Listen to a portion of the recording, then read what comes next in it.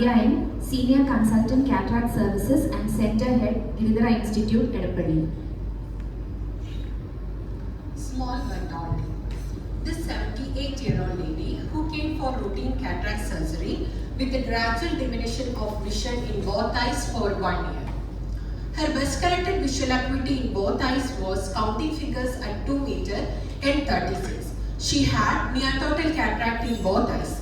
IOP was normal, pupil was brisk and reacting to light. Gonioscopy was not occluded. Fundus view was hazy due to cataract and we have done a B scan which was normal. She was planned for small incision cataract surgery. But the IOL power came to be plus 36 diopter. Isn't it a bit too high? So I knew there was something that I missed. So I revisited the patient profile again and her refraction was plus 8.5 diopter in right eye and plus 10.5 diopter in left eye. On reassessment, she had small eyes with shallow anterior chamber and near total cataract. Axial length was 19.69 millimeters and aqueous depth was 2.18 millimeters. These were the anticipated challenges in this case. Small eye with axial length less than 20 millimeters, IOL power calculation difficulty, shallow anterior chamber, poor pupil dilatation and near mature cataract with lack of red reflex. So I discussed this case with my mentor and she told there is high chance of intraoperative suprachoroidal effusion and hemorrhage and malignant glaucoma. And SICS can't be considered for this case and phaco is the surgery of choice. So she took over the case. Preoperative UVA was done to rule out uveal effusion. Patient was counseled preoperatively regarding the chance of refractive surprise and increased risk of intraoperative complications. Two major complications that can arise during surgery are choroidal effusion, suprachoroidal hemorrhage and malignant glaucoma. A 360-degree limbal peritomy was made and two scleral windows were made to take care of uveal effusion that may arise during surgery in this ophthalmic eye with thick sclera. Paracentesis should be beveled to reduce the chance of iris prolapse in the small eyes with shallow anterior chamber. Trypan blue was used to stain the capsule because of poor red glow. Pupil was not dilating well, so iris hooks were used to improve visualization. Iris hooks are preferred to other pupil expansion devices in eyes with shallow anterior chamber. You can also use Behexene, which has a vertical clearance of only 0.75 millimeter. You should never make a baby size rexus in these small eyes because in that case it will be difficult to pull the nuclear pieces out of the bag for phacoemulsification. Clear corneal incision should be slightly longer to again reduce the chance of iris prolapse. Hydrodissection should be gentle. You should inject smaller amount of fluid at multiple places rather than vigorous hydrodissection which can lift the nucleus up and cause iris prolapse because of less space. After ensuring nucleus rotation, phacoemulsification was carried out using low phaco parameters, that is low infusion pressure and aspiration flow rate. Use of low phaco parameters is crucial to reduce chamber turbulence and fluctuation because this can lead to uveal effusion in these predisposed eyes. The nucleus was divided into smaller pieces and each of these was brought to the anterior chamber and emulsified at a deeper plane after protecting the endothelium with dispersive OVD.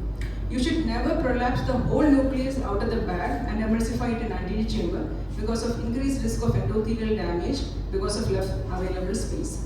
During cortex removal, before withdrawing the irrigation cannula, OVD was injected to prevent sudden chamber collapse, which can again lead to uveal effusion.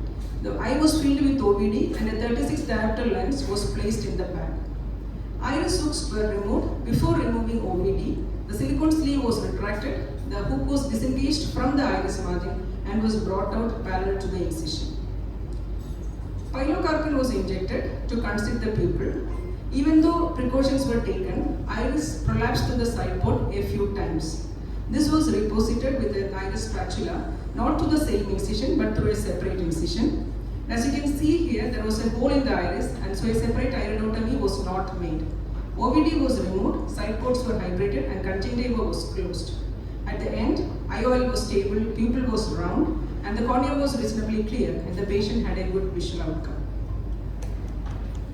These were my learning points. Accurate IOL power calculation, preferably with optical biometry. Pre-op IOP, gonioscopy, UBM and V-scan should be done. Proper patient counseling is important. We should be ready to tackle with the pre-op and intraoperative uveal effusion. Beveled incision and longer corneal tunnels are preferred. Do not overinflate the anterior chamber at any stage of surgery. Do adequately sized rexes. Hydrodissection should be careful and gentle. Avoid anterior chamber phacoemulsification and to maintain the anterior chamber stability during the surgery and to do a peripheral iridotomy at the end. Thank you. Thank you, Dr. Aryalakshmi and Dr. Sandhya. Over to the judges, please. That was an excellent presentation. Would you classify this as axial hyperopia or would you call this an anophthalmos patient?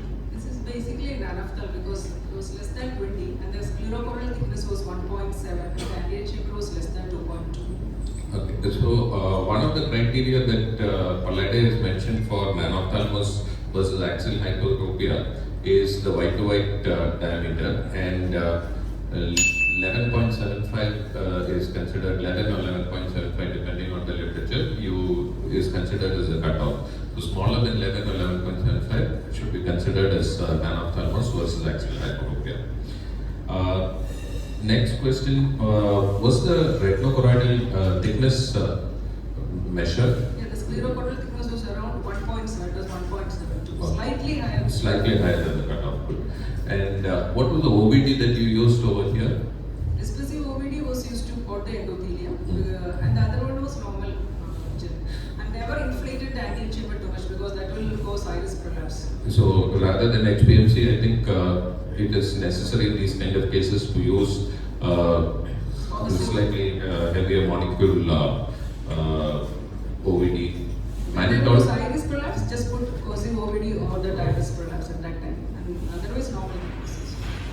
Preoperative mannitol was given? This actually we didn't give in this case because anyway we were planning for scleral windows and then the IOP was normal. So anyway this scleral windows would take care of those hydraulic pressures. So preoperative mannitol was not given in this case, but it can be considered because it will reduce the vitreous volume and it will reduce the IOP. I would suggest that mannitol would have been desirable in all these kind of short axial length.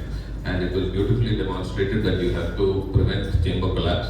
So before withdrawing irrigation or the phaco to inflate the anterior chamber with viscoelastic. Congratulations, it was a very good presentation. So one more question. Is there any role for YAG aryalakshmi before the surgery? Yes. Was it done? It was not done here. It was done because I didn't do aerotomy because already there was a mole in the iris because of the iris. Pre-operative in this case it was not done because we did a gonio and the angle was not open.